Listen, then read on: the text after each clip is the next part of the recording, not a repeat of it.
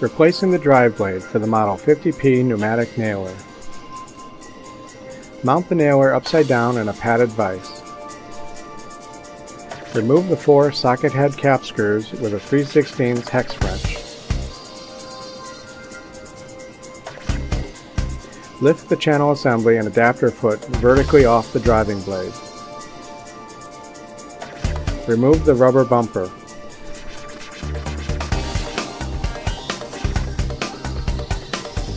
Pull the drive blade assembly to the top of the nailer. Remove the driving blade jam nut using an 11/16 and 15/16 box wrench.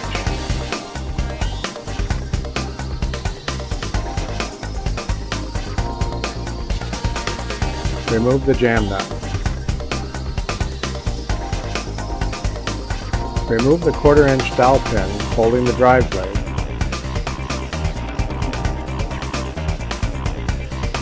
Remove the drive blade. You are now ready to insert a new drive blade. Insert a replacement drive blade into the slot of the piston rod. Replace the dowel pin.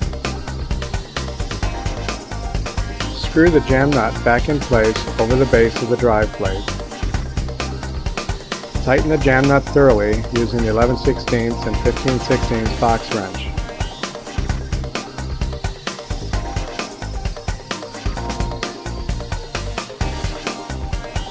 Insert the rubber bumper.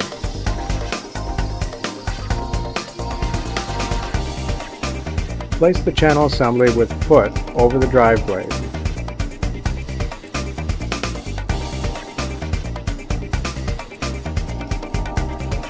Install the 4 1¼ screws with lock washers.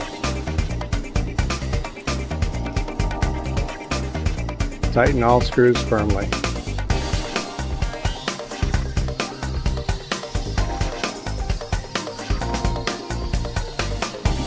Nailer is now ready for connecting air and functional testing.